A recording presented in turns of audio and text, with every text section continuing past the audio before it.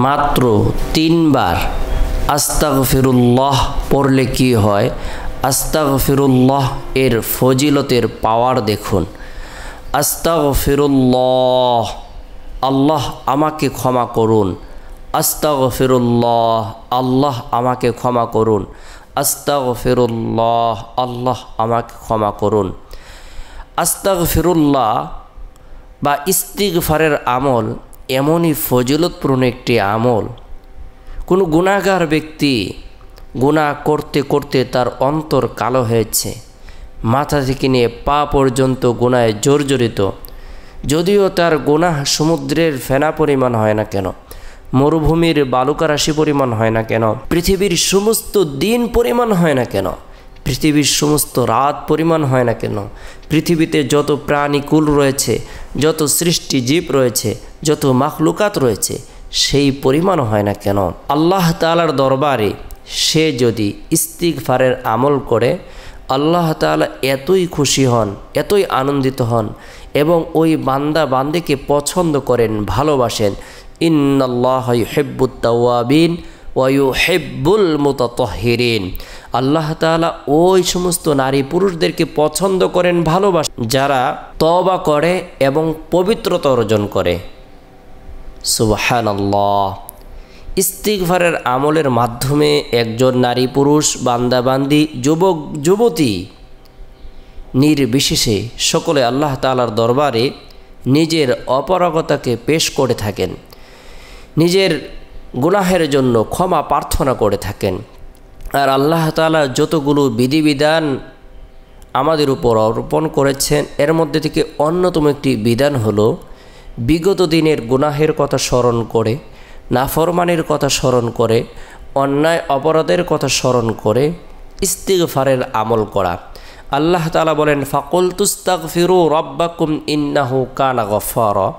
তোমরা ঈমান আনয়ন করার পরে তোমাদের গুনাহের কথা স্মরণ করে, নাফরমানির কথা স্মরণ করে, তোমাদের পাপের কথা স্মরণ করে তোমরা ইস্তিগফারের আমল করো, রব্বুল আলামিনের দরবারে ক্ষমা প্রার্থনা করো। আল্লাহ তাআলা এই বরকতপূর্ণ আমলের উছিলায় তাকে পার্থিব উপকারিতা প্রদান করবেন।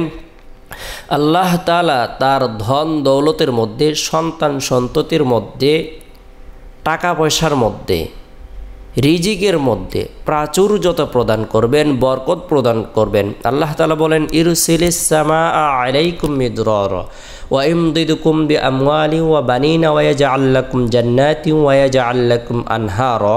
যে ব্যক্তি ইস্তিগফারের আমল করবে আল্লাহ তাআলা তাকে পার্থিব উপকারিতা প্রদান করবেন। আল্লাহ তাআলা আসমান থেকে তার জন্য রহমত বর্ষণ করবেন, তার ধন সম্পদের মধ্যে, সন্তান সন্ততির মধ্যে বরকত প্রদান করবেন। আল্লাহ পাক রব্বুল আলামিন তাকে তার জন্য অজস্র কল্যাণ প্রদান করবেন। আল্লাহ তাআলা তার ধারণার বাইরে রিজিক প্রদান করবেন।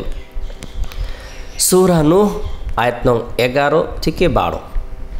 তাই আমরা ইস্তিগফারের আমল করব।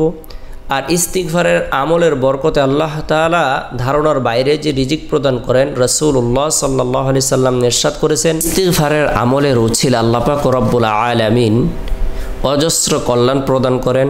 রাসূলুল্লাহ সাল্লাল্লাহু আলাইহি সাল্লাম ইরশাদ করেছেন, মান লাজিমাল ইস্তিগফার জাআলাল্লাহু লাহু মিন কুল্লি দায়িকিন মাখরাজা ওয়া মিন কুল্লি হাম্মিন ফারাজা ওয়া রাযাকাহু মিন হাইসু লা ইয়াহতাসিব। যে ব্যক্তি ইস্তিগফারকে আঁকড়ে ধরবে, সর্বদা ইয়াকিন ইখলাস বিশ্বাস রেখে আমল করবে, আল্লাহ পাক রব্বুল আলামিন তার ধারণার বাইরে রিজিক প্রদান করবেন, তার চিন্তা ও পেরেশানিকে দূর করে দিবেন। আল্লাহ তাআলা এমন জায়গা থেকে রিজিক প্রদান করবেন যার ব্যাপারে তার কোনো কল্পনাও ছিল না, ধারণাও ছিল না। আল্লাহ তাআলা এমন জায়গা থেকে রিজিকের ফয়সালা করে দিবেন। আমরা প্রত্যেকেই বরকতপূর্ণ ছোট্ট 2 শব্দের ইস্তিগফারটি ফরজ নামাজ সম্পূর্ণ করে 3 বার করে আমল করার জন্য চেষ্টা করব। আস্তাগফিরুল্লাহ, আস্তাগফিরুল্লাহ, আস্তাগফিরুল্লাহ। আল্লাহ আমাকে ক্ষমা করুন, আল্লাহ আমাকে ক্ষমা করুন, আল্লাহ আমাকে ক্ষমা করুন। কোনো ব্যক্তি যদি ফরজ নামাজ সম্পূর্ণ করার পর আল্লাহু আকবার একবার পাঠ করে, এরপরে ছোট্ট ইস্তিগফারটি 3 বার করে আমল করে, আস্তাগফিরুল্লাহ, আস্তাগফিরুল্লাহ, আস্তাগফিরুল্লাহ, আল্লাহ পাক রব্বুল আলামিন তার জীবনের যত গুনাহ আছে, সগীরা কবিরা, জাহিরি বাতিনি, শিরিক বিদআত, ইচ্ছায় অনিচ্ছায়, গোপনে প্রকাশ্যে, আল্লাহ পাক রব্বুল আলামিন তার সমস্ত গুনাহ খাতাগুলো ধুয়ে মুছে নবজাত শিশুর ন্যায় নিষ্পাপ করে দিবেন। ইস্তিগফারকে আঁকড়ে ধরব, নিজেরা আমল করব, পরিবার পরিজনদেরকে, স্ত্রী সন্তানদেরকে, বন্ধু বান্ধবদেরকে আমল করার ব্যাপারে উৎসাহ প্রদান করব। আল্লাহ তাআলা শান্তিময় জীবন দান করবেন, পেরেশানি দূর করে দিবেন। আল্লাহ পাক রব্বুল আলামিন জীবনের সকল গুনাহকে মাফ করে দিবেন।